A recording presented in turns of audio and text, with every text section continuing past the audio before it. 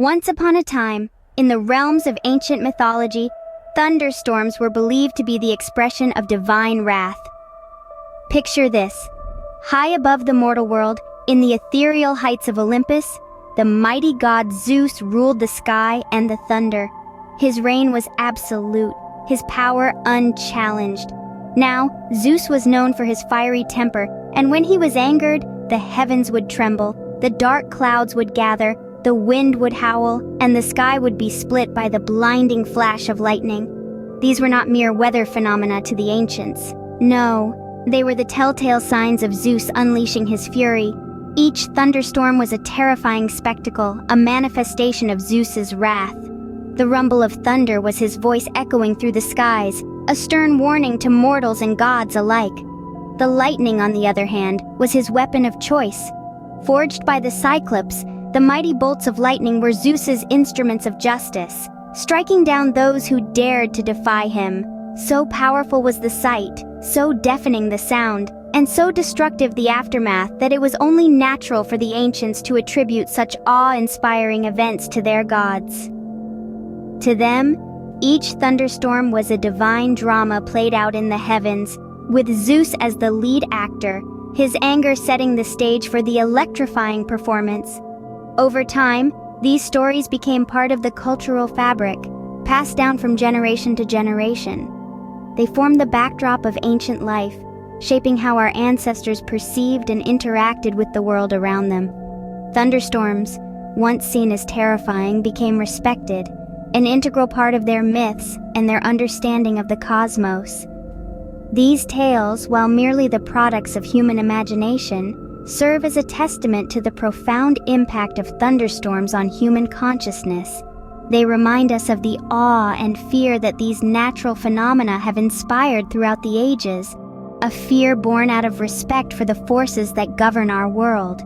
And thus, in the minds of our ancestors, every thunderstorm was a dramatic display of divine power. But let's move from ancient myths to modern science. A thunderstorm, like all things, has a beginning.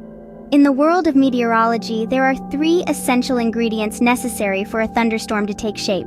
These are moisture, rising unstable air, and a lifting mechanism. This is the recipe for a storm, a concoction brewed by nature herself. Let's start with moisture. This typically comes from a body of water, like an ocean or a lake. The sun heats the water, causing it to evaporate and create humid air.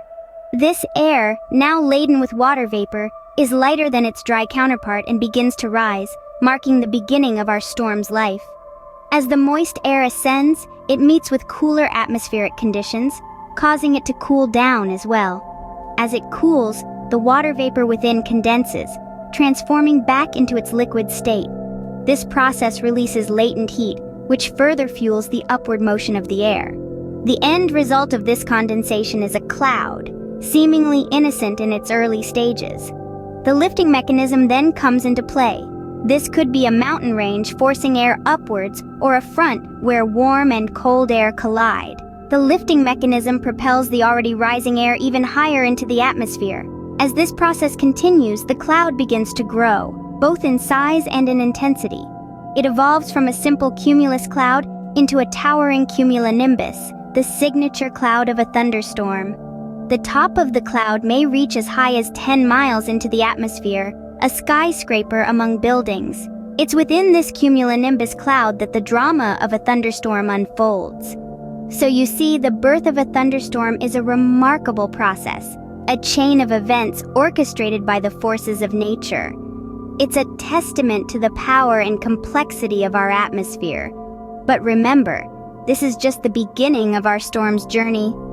And so, under the right conditions, a simple puff of cloud can grow into a powerful thunderstorm.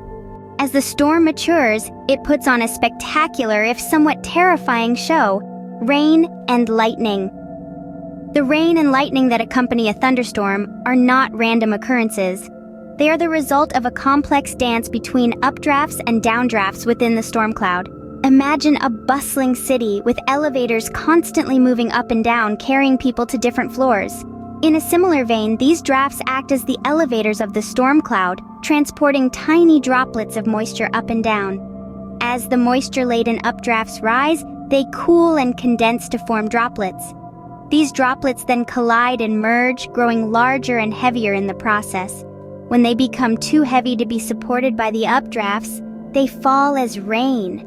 So, next time you're caught in a downpour, remember, you're witnessing the end of an incredible journey that began within the heart of a storm cloud. Now, let's move on to the lightning, the storm's dramatic light show. Lightning is the result of charge separation within the cloud. Picture a crowded party where everyone is moving around, bumping into each other. Each time the ice and water particles within the cloud collide, they exchange charges. Over time, this results in a separation of charges, with the positive charges moving upwards and the negative charges concentrating at the bottom. When the charge difference becomes too great, a discharge occurs in the form of a lightning bolt. This bolt is a path of ionized air that allows the negative charges to rush towards the ground, or towards the positive charges in other parts of the cloud or in nearby clouds. It's a spectacular sight to behold, but it's also a powerful reminder of the immense energy that's contained within a thunderstorm. Rain and lightning, the signatures of a thunderstorm, are the results of complex interactions within the storm cloud. This is the storm's way of communicating its maturity, its strength, and its raw, untamed power. So, the next time you witness a thunderstorm, remember, you're not just seeing a weather phenomenon, you're witnessing a fascinating dance of elements that's been choreographed by the laws of nature. Crack of thunder. But what's a lightning show without the sound of thunder? This query paves the way for us to delve into the fascinating phenomenon of thunder.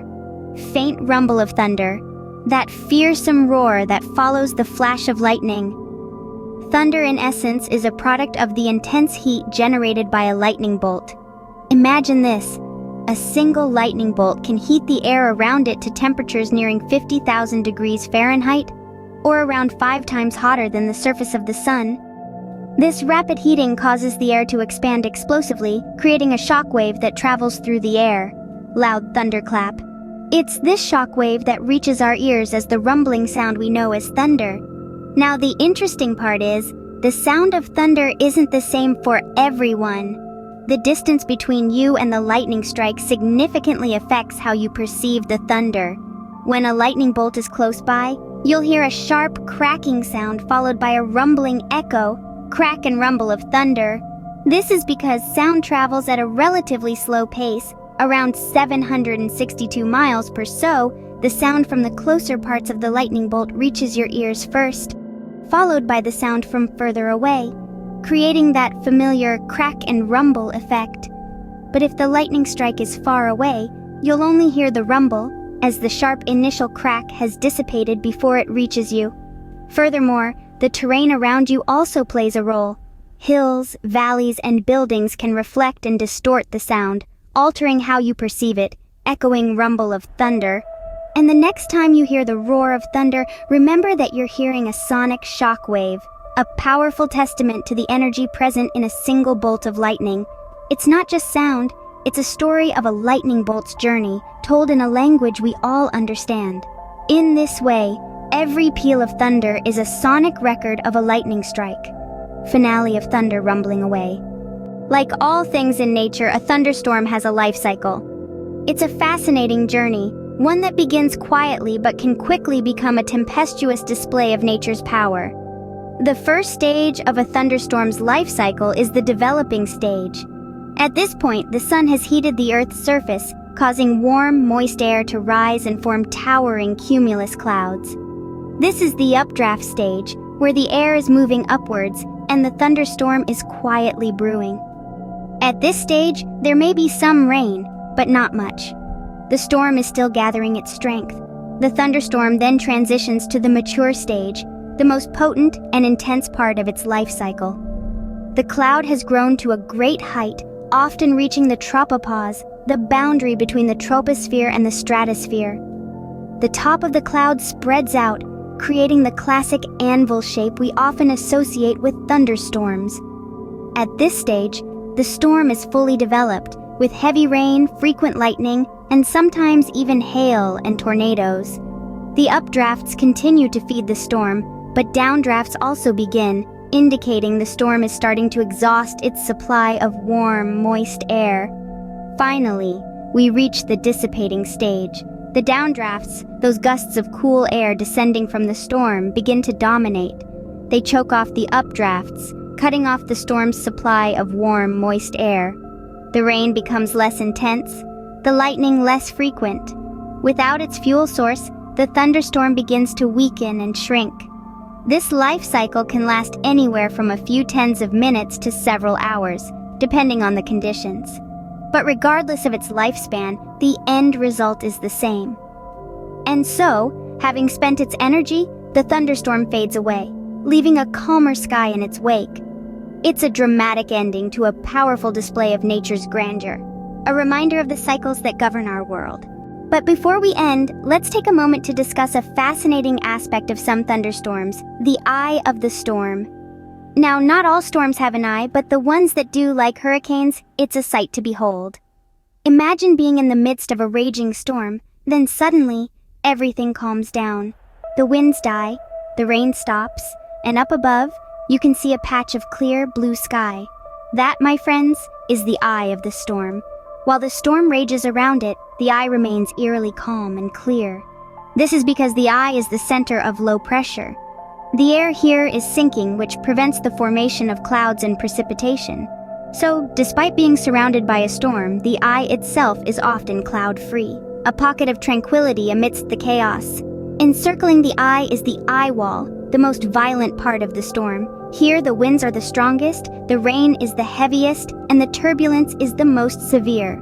The eye wall draws in the warm, moist air from the surrounding area, which feeds the storm and keeps it going. It's a stark contrast to the peaceful eye, highlighting the incredible complexity of a thunderstorm. What's even more fascinating is how the eye and eye wall work together. As the storm intensifies, the eye shrinks, and the eye wall becomes stronger. But over time, the eye wall can break down, and a new one forms further out, making the eye larger. This process, known as an eye wall replacement cycle, can change the storm's intensity, affecting its path and potential damage. The eye of the storm, a serene center amidst chaos, is a testament to the incredible complexity and power of thunderstorms. It's a reminder that even in the most formidable forces of nature, there's a place of calm.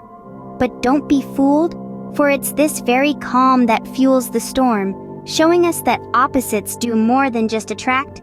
They coexist, they balance, they tell the story of life and, in this case, the life of a thunderstorm.